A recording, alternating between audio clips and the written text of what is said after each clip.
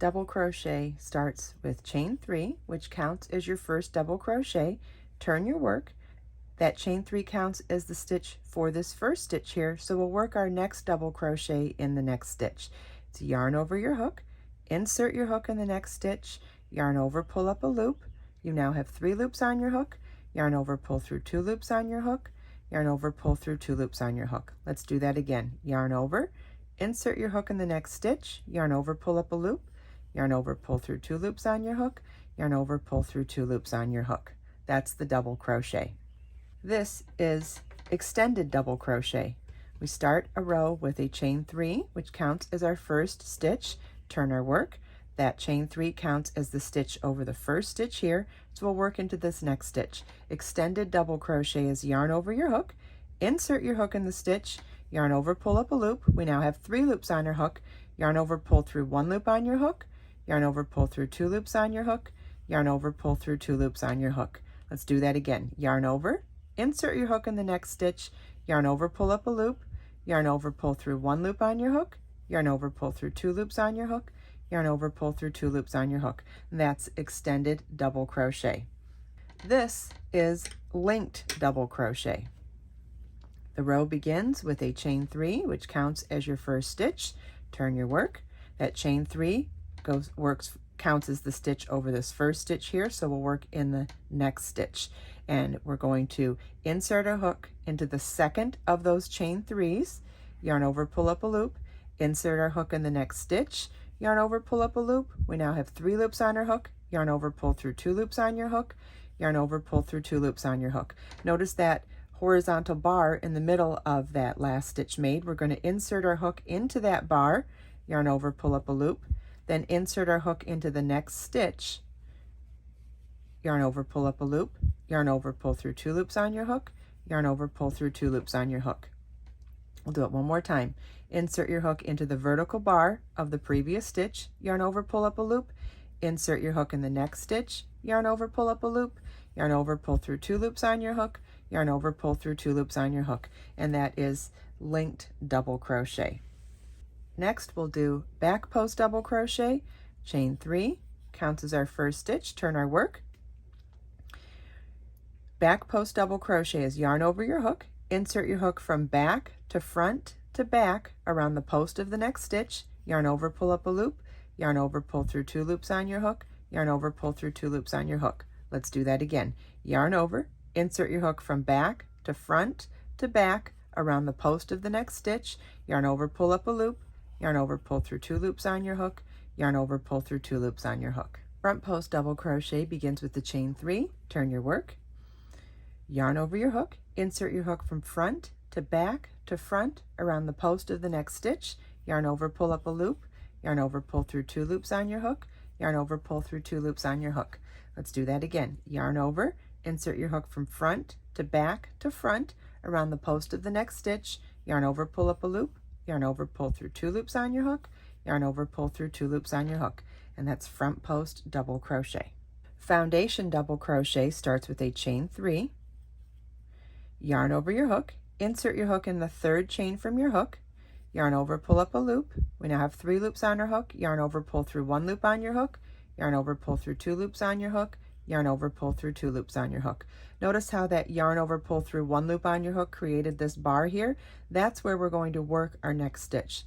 Yarn over, insert your hook in that bar made at the base of the last stitch, yarn over, pull up a loop, yarn over, pull through 1 loop on your hook, yarn over, pull through 2 loops on your hook, yarn over, pull through 2 loops on your hook. Notice we made another bar at the base of that stitch. That's where we'll work our next stitch. Yarn over, insert your hook in the bar, yarn over, pull up a loop, yarn over, pull through 1 loop on your hook, yarn over, pull through 2 loops on your hook, yarn over, pull through 2 loops on your hook. And that's foundation double crochet.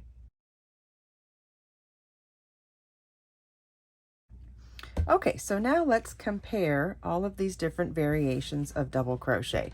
So let's start with the regular double crochet here and compare it to the linked double crochet and the extended double crochet. First of all, you can see that regular double crochet and extended double crochet, obviously these stitches are taller. So with the same amount of stitches and same amount of rows, you can see that this is quite a bit taller and therefore gives you a little bit more of a lacier open hole effect. So you can see the holes here in the regular double crochet and see they're a little bit longer and more open in the extended double crochet as well. Now let's compare double crochet with the linked double crochet. Same width, same number of stitches, same number of rows. Maybe linked is a little bit taller, but not significantly so. And let's get that the right side. So here are those open holes in the regular double crochet. Does not exist in the linked double crochet. So if you're looking for a stitch that is more dense or more solid than a traditional double crochet, this is definitely the way to go. That's the linked double crochet. And you can see it's pretty much the same gauge, maybe a slightly taller, same width though, but definitely a more solid fabric. Then here, let's go back to getting, here's the regular double crochet again, and then here are the post stitches. So not only do the post stitches shrink in height, but they also shrink in width. And I did it in two different ways. This may sound confusing, but bear with me for a second. If you're working all front post double crochet in rows, you're ending up working on the right side and wrong side of the fabric, and same goes if you do every row and back post double crochet. So you'd end up getting a fabric that looks like this, which is alternating looking back post and front post on right side and wrong side, which also gives you a reversible fabric. However, if you want a fabric to look like front post double crochet all on the right side, and or a fabric where it shows back post double crochet all on the right side or wrong side fabric, this is actually alternating rows of front post and double crochet, whereas this is not. It's kind of the opposite of what you might have guessed. But notice how much thicker the fabric is, how much more dense the fabric is compared to the regular double crochet. Lots of great applications for this, for wintry outerwear, home deck, all sorts of reasons why you might want a dense fabric. Let's also compare this to the linked double crochet, because we also said that this was a more dense fabric, but that would be medium density compared to the post stitches being a much more dense fabric. Then the last stitch I wanted to compare for you is the foundation double crochet, and this is where you work your first row of double crochet without having to start with a base chain first. And I wanted to show you how much wider it ends up being. So that chain at the beginning of your row doesn't have a whole lot of stretch to it, but the foundation double crochet does. So it's a great option if you want your edge to be a little stretchier than a traditional chain edge. Follow the link in the video description to get much more detailed information, including how to work all these stitches and some more compare and contrast between all these different variations of double crochet. And leave a comment in the video and let me know which ones you like and for what types of projects. I hope you enjoyed this video. If you have any questions at all, please feel welcome to leave them for me in the comments. And if you check out the video description, I've provided links for everything we talked about in this video. Let us make time to create, share, and inspire today and every day. I'll see you in the next video.